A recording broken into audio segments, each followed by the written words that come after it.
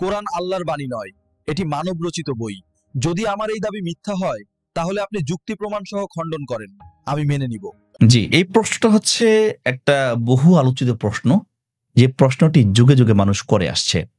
আর মানুষ অস্বীকার করে আসছে যে কোরআন আল্লাহর কিতাব নয়, এটা মুহাম্মদ সাল্লাল্লাহু আলাইহি ওয়াসাল্লামের একটি লিখিত কিতাব বা এটা মানব রচিত কিতাব। তাহলে চলুন, এই প্রশ্নটা কেবলমাত্র যেহেতু তার নয়, এটা অনেকের প্রশ্ন। যুগে যুগে কারা এই প্রশ্ন তুলেছে আজকে আমরা সেগুলো শুনে আসি। আমাদের কাছে হয়তো নতুন মনে হতে পারে যে এই প্রশ্নগুলা এখন আসছে কিনা। না, এগুলা কোরআন নাজিলের পর থেকেই এগুলা চলে আসছে। আমরা ধারাবাহিকভাবে নাস্তিকরা যে সমস্ত প্রশ্ন তুলে, সে প্রশ্নগুলো যুক্তি সহকারে তাদের যুক্তিগুলো নিয়ে সেগুলোকে খণ্ডন করে আমরা ইসলামকে সত্য প্রমাণিত করার চেষ্টা করব ইনশাআল্লাহ। নবী করিম সাল্লাল্লাহু আলাইহি ওয়াসাল্লাম যখন পৃথিবীতে ছিলেন তখনই এই মানে ঘটনা বা এই দাবি উঠেছে। স্বয়ং মুশরিকরা এটা বলেছে। সূরা আনফালের ৩১ নম্বর আয়াতে আল্লাহ তাআলা রাব্বুল আলামিন বলেছেন যে, তাদের কাছে যখন আমার আয়াতসমূহ পাঠ করা হয়, তারা বলে, এগুলো তো আমরা আগেও শুনেছি। এর মতো তো আমরাও কিছু বলতে পারি। এগুলো তো আমাদের প্রাচীন লোকদের উপকথা বা গল্প ছাড়া আর কিছুই নয়। অর্থাৎ তারা ১ম এ অভিযোগ করেছে যে এটা আসলে মুহাম্মদ সাল্লাল্লাহু আলাইহি ওয়াসাল্লামের উপর নাজিলকৃত কিতাব নয়। বরং পূর্ববর্তী অনেক কিতাবে বা পূর্ববর্তী অনেক নবী রাসূলদের ঘটনা যেগুলো তারা জানত, সেগুলোই নাকি মুহাম্মদ সাল্লাল্লাহু আলাইহি ওয়াসাল্লাম তাদের সামনে উপস্থাপন করেছেন। এবং ২ নাম্বার পয়েন্ট যেটা, সেটা হচ্ছে ইহুদি এবং খ্রিস্টানরা, তাদের মধ্যে বিদ্বেষমূলক অনেক আ কথা রয়েছে যেগুলো তাদের পণ্ডিতরা বলেছে। কোরআনটাকে বাইবেল এবং তাদের খ্রিস্টপূর্ব যে সমস্ত কিতাবগুলো রয়েছে সেখান থেকে কপি করা হয়েছে। ১২ শতাব্দী এবং ১৩ শতাব্দীর মধ্যে এরকম কিন্তু অনেক কথা আসছে। মুহাম্মদ সাল্লাল্লাহু আলাইহি ওয়াসাল্লাম fabricated the Quran two deceive of his followers. অর্থাৎ মুহাম্মদ সাল্লাল্লাহু আলাইহি ওয়াসাল্লাম নাকি প্রতারণা করেছে, এগুলো কপি করেছে, অন্যদের থেকে কপি করে কোরআন বানিয়েছে। এটা মুহাম্মদ সাল্লাল্লাহু আলাইহি ওয়াসাল্লামের রচিত কিতাব। এবার দেখেন আরো একটি প্রমাণ। যুগে যুগে কিন্তু তারা এই সমস্ত দাবি তুলে আসছে। আমরা যদি ১৯ শতকে দেখি এবং ১৮৬১ সালে উইলিয়াম মুর তিনিও বলেছেন যে মুহাম্মদ সাল্লাল্লাহু আলাইহি ওয়াসাল্লাম কোরআন তৈরি করেছে, এবং ১৯৩৭ সালে রিচার্ড বেল তিনিও দাবি করেছেন যে মুহাম্মদ সাল্লাল্লাহু আলাইহি ওয়াসাল্লাম নিজে কোরআন এটা লিখেছেন। তিনি ইন্ট্রোডাকশন অফ দ্য কোরআন এই বইয়ে তিনি এই কথাটি উল্লেখ করেছেন। ৫ নাম্বার, বর্তমানে রবার্ট স্পেনার এবং স্যাম হ্যারিস, আয়ান হিস্ট্রি আলী এবং অনেক নাস্তিকরা তাদের বিভিন্ন ব্লগে কিন্তু এই দাবি করে আসছেন। আমরা ৫ টা যুগের ৫ টা দাবি শুনে আসলাম। প্রত্যেকেরই একটা দাবি, কোরআন মুহাম্মদ সাল্লাল্লাহু আলাইহি ওয়াসাল্লামের উপর নাজিল হয়নি। এটি তার রচিত কিতাব। এবার চলুন অভিযোগগুলো আমরা একটু খণ্ডন করি। ১ম অভিযোগ, এই কোরআন পূর্ববর্ণিত নবীদের কথা আসছে, সুতরাং এই কোরআন নাজিল হয়নি, এগুলো আগে থেকে কপি করা। এবার চলুন যে কোরআন নিজে কি বলে। সূরা ইউসুফের ৩ নাম্বার আয়াতে আল্লাহ তাআলা রাব্বুল আলামিন বলেছেন, নাহনু নাকুসসু আলাইকা আহসানাল কসস। আল্লাহ রাব্বুল আলামিন নিজে বলেছেন যে আমি এই কোরআনের মাধ্যমে অনেক নবীদের কিস্সা কাহিনী শোনাই। যেহেতু ইসলামের সকল নবীদেরকে আল্লাহর পক্ষ থেকে বলে স্বীকার করা হয়, সুতরাং যেহেতু আল্লাহ তাআলা রাব্বুল আলামিন কোরআন নাজিল করেছেন, সেখানে পূর্ববর্তী নবীদের কথা থাকবেই। কোরআনে কোন কথাগুলো নবীদের বলা হয়েছে? কোরআনে এবং কোরআনের পূর্বে যে সমস্ত কিতাব নাজিল হয়েছে, বাইবেলে এবং তাওরাতে যে সমস্ত কিতাবকে তারা বিকৃত করেছে, সেখানে অনেক নবীদের কাহিনী তারা বিকৃত করেছে এবং কোরআন সেটাকে পরিশুদ্ধ করে নতুনভাবে সেই নবীদের কাহিনীগুলো বাস্তবায়ন করেছে। আপনি যদি এখন কোরআন পড়েন এবং তাদের সেই বাইবেল এবং তাদের পূর্ববর্তী কিতাব পড়েন, দেখবেন অনেক নবীদের ইতিহাস বিকৃত হয়েছে। আল্লাহ তাআলা রাব্বুল আলামিন নবীদের ইতিহাসকে সমুন্নত রাখার জন্য পূর্ববর্তী নবীদের এই কাহিনীকে আল্লাহ তাআলা রাব্বুল আলামিন এখানে উল্লেখ করেছেন। যেমন ধরেন বাইবেলে জেনেসিস ৯ নাম্বার খণ্ড ২০ থেকে ২৩ পৃষ্ঠায় বলা হয়েছে নূহ আলাইহিস সালাম নাকি মদ্যপান করতেন এবং নগ্ন হতেন, নাউযুবিল্লাহ। একইভাবে লূত আলাইহিস সালাম নাকি তার কন্যাদের সাথে ব্যভিচার করতেন।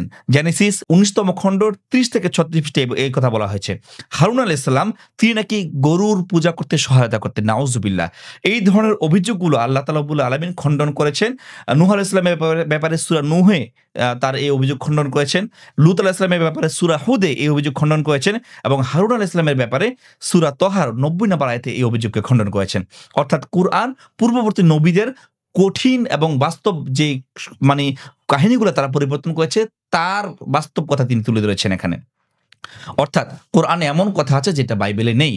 নতুন সংযোজন আল্লাহ তাআলা রাব্বুল আলামিন করেছেন। এজন্য এটা বলার কোনো অপেক্ষা রাখে না কোরআন অন্য কারো থেকে কপি করেছেন। এবং সবচাইতে স্ট্রং দলিল হচ্ছে আল্লাহ তাআলা রাব্বুল আলামিন সূরা আরাফের ১৫৭ আয়াতে বলেছেন আর-নাবিয়ুল উম্মি, অর্থাৎ নবী করিম সাল্লাল্লাহু আলাইহি ওয়াসাল্লাম কিন্তু দুনিয়ার কারো কাছ থেকে কোনো প্রকার শিক্ষা গ্রহণ করেন নাই। আল্লাহ তাআলা রসুল যেহেতু দুনিয়ার কারোর কাছ থেকে শিক্ষা গ্রহণ করেন নাই, সুতরাং এই ইহজগতিক জ্ঞান তার ছিল না। আল্লাহ তাআলা পরবর্তীতে তাকে ওহীর মাধ্যমে শিক্ষিত করেছেন। সুতরাং যিনি দুনিয়ার কোনো মানুষ থেকে শিক্ষা গ্রহণ করেন নাই, তিনি নিজ থেকেই একটা জিনিস বানিয়ে ফেলবেন, সেটা কোশ্চিনকালেও এটা কোনো প্রকার মানে কেউই বিশ্বাস করবে না। সূরা আনকাবুতের ৪৮ নম্বর আয়াতে আল্লাহ তাআলা বলেছেন, তুমি তো এর আগে কোনো প্রকার কিতাব পাঠ করো নাই এবং নিজের হাতে কখনো কিছু লিখোনি। অর্থাৎ কেবলমাত্র আল্লাহ তাআলা রাব্বুল আলামিন যা শিখিয়েছেন, আল্লাহ রসুল সেখান থেকে জ্ঞান আহরণ করেছেন। সুতরাং আল্লাহ তাআলা যদি না শিখাতেন, এই কোরআন আল্লাহ রসুল আমাদের কাছে পৌঁছাতে অক্ষম হতেন। আর এটাই প্রমাণ করে, যেহেতু রসুল কারোর কাছ থেকে শিখে নাই, তিনি নিরক্ষর ছিলেন, আল্লাহ তাআলা তাকে শিখিয়েছেন এবং তিনি যা ডেলিভার করেছেন সেটা আল্লাহই তাকে পাঠিয়েছেন, এখানে সন্দেহের কোনো অবকাশ নেই। এরপরে ৪ নাম্বার পয়েন্ট, যদি কোরআনটা সত্যিই কপি হতো তাহলে খ্রিস্টানরা কেন মানত না? তাদের বাইবেল, তাদের তাওরাত যদি কোরআন হুবহু কপি করত, তাহলে তারা অস্বীকার কেন করত? তারা তো তাদের বাইবেল মানে, তারা তো তাদের তাওরাত মানে। যেহেতু তারা অস্বীকার করছে না, তাদের কথা হচ্ছে কোরআনে যে বর্ণনাগুলো আছে এগুলো আমাদের কিতাবে নাই, এই জন্য তারা মানে না। সুতরাং কোরআন তো একটা অভিনব, এটা পূর্বের কপি কিভাবে হয়? সুতরাং এটা কোনো বানোয়াট, কোনো কিচ্ছা কাহিনী হতে পারে না। এবং আল্লাহ তাআলা রাব্বুল আলামিন আগেই জানিয়েছেন যে মুশরিকরা এই কথা বলবে। এইজন্য আল্লাহ তাআলা রাব্বুল আলামিন কিন্তু কোরআনের সত্যতা বজায় রাখার জন্য ৩টি চ্যালেঞ্জ করেছেন। প্রথমত আল্লাহ তাআলা রাব্বুল আলামিন বলেছেন যে, ঠিক আছে, এটা যদি তোমাদের কপি মনে হয় তাহলে তোমরা কোরআনের মতো ১০টা সূরা বানাও। কিন্তু তারা ব্যর্থ হয়েছে। অতঃপর বললেন, না, ১০টা সূরা দরকার নেই, তোমরা একটা সূরা বানাও। সেটাও পারেনি। অথবা আল্লাহ বললেন, একটা সূরা দরকার নেই, তোমরা একটা আয়াত বানাও। ৩টি আয়াত এইভাবে আল্লাহ তাআলা চ্যালেঞ্জ দিয়েছেন। কিন্তু তারা সেই চ্যালেঞ্জে মোকাবেলা করতে পারেনি। বরং বড়, বড় কবি যারা ছিল, সে সমস্ত কবিরাই কিন্তু সেই বিষয়গুলাকে তারা বলেছেন যে, না, এটা কখনো কোরআনের ভাষা, এটা মানুষের ভাষা হতে পারে না, এটা স্বয়ং আল্লাহর ভাষা। লাইসা হাযা কালামিল বাশার, কবি নবীন বলেছেন, এটা কখনো মানুষের ভাষা হতে পারে না। সুতরাং যুগে যুগে যারাই চ্যালেঞ্জ করেছেন, প্রত্যেকেই কিন্তু কোরআনের এই আয়াতে অক্ষম হয়েছেন। এটাকে বলা হয় এজাজুল কোরআন। মানুষকে কোরআন বারংবার অক্ষম করে দিয়েছে, তারা তাদের চ্যালেঞ্জকে মোকাবেলা করতে পারে নাই। একের পর এক যদি আমরা দেখি, আমি অনেকগুলো রেফারেন্স দিতে পারবো, কিন্তু সময়ের সংক্ষিপ্ততার কারণে আমরা যদি দেখি, কোরআনে কিন্তু এমন অনেক কথা আছে। সূরা রুমের ২ থেকে ৪ নম্বর আয়াতে আল্লাহ রাব্বুল আলামিন বলেছেন যে, রোমানরা পরাজিত হয়েছে, অল্প সময়ই তারা বিজয় হবে। এবং এই উদাহরণ কিন্তু আমরা বাস্তবে দেখেছি। যখন রোমানরা পরাজিত হয়েছে, পরবর্তীতে কিন্তু তারা আবারও সেখানে নতুন করে জয়ী হয়েছে। এবং লাহাবে, সূরা লাহাবে যে কথা বলা হয়েছে যে আবু লাহাব ধ্বংস হবে, একইভাবে পরবর্তীতে সে আবু লাহাব ধ্বংস হয়েছে। এমনি করে বিজ্ঞান, জ্ঞানের ইতিহাস, উপাত্ত যেখানে আমরা দেখেছি, প্রত্যেকটা জায়গায় কোরআন কিন্তু ভবিষ্যৎবাণী করেছে। একজন মানুষ যিনি দুনিয়া থেকে কারো কাছে শিক্ষা গ্রহণ করেন নাই, সেই আল্লাহর রসুল যদি আল্লাহ তাআলা তাকে কোরআন নাজিল না করতেন, তার পক্ষে কি সম্ভব হতো এতগুলো ভবিষ্যৎবাণী করা, এত নির্ভুলভাবে ব্যাখ্যা করা? এবং ব্রিটিশ একজন ভাষাবিদ তিনি বলেছেন, কোরআনের যে লিঙ্গুইস্টিক স্ট্যাটিস্টিক্স, এটা দেখলে মনে হচ্ছে যে কোরআন এখনো আধুনিক ভাষার সর্বোচ্চ উচ্চ স্তরে রয়েছে। অথচ আমরা যদি ১০০ বছর আগের ব্রিটিশ আমেরিকান কোনো বই পড়ি, মনে হয় যে ভাষার কত তারতম্য। কিন্তু কোরআন সর্বযুগে সর্বাধুনিক, এবং এটাই প্রমাণ করে যে কোরআন কোনো মানব রচিত কিতাব নয়। সবচেয়ে বড় কথা হচ্ছে, কোরআন যদি নবী নিজে লিখতেন, তাহলে তার নিজের নামটা প্রকাশ করলে দোষটা কোথায় ছিল? রবীন্দ্রনাথ যদি গীতাঞ্জলি লিখে বলতে পারে আমি এটা লিখেছি, শেক্সপিয়ার যদি অনেক উপন্যাস লিখে বলতে পারে আমি এটা লিখেছি, এটা তাদের গর্বের বিষয়।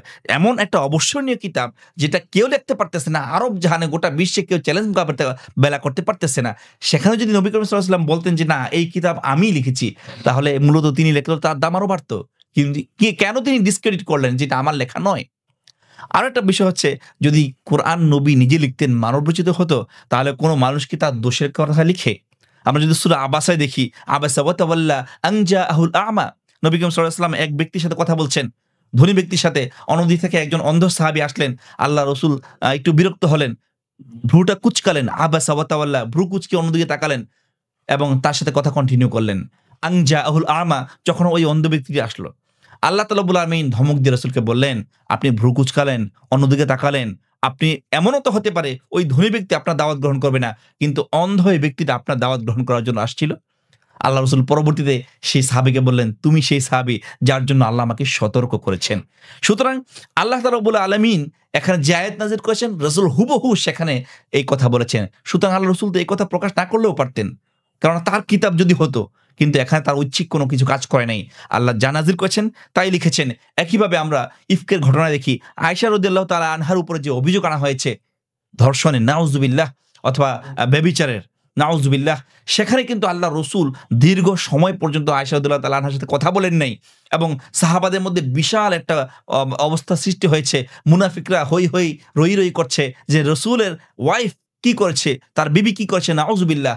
আল্লাহ রসুল যদি নিজে কোরআন বানাতেন তখন তো তিনি সাথে সাথে বলতেন যে এই দেখো কোরআনে আয়াত নাজিল হয়েছে, আমার স্ত্রী বেগুনা মাসুম। কিন্তু আল্লাহ রসুল সেটা করেন নাই। তার কারণ হচ্ছে আল্লাহ আয়াত নাজিল করেন নাই। দীর্ঘ অনেক দিন পর আয়াত নাজিল হয়েছে, তারপরে তিনি সমস্ত কিছু মানুষকে জানিয়েছেন। এর দ্বারা প্রমাণ করে কোরআন যদি রসুলের লেখা হতো, অনেক কিছুই আমরা যেভাবে পাই এভাবে পেতাম না। আর এটা কোনো মানব রচিত কিতাব নয়।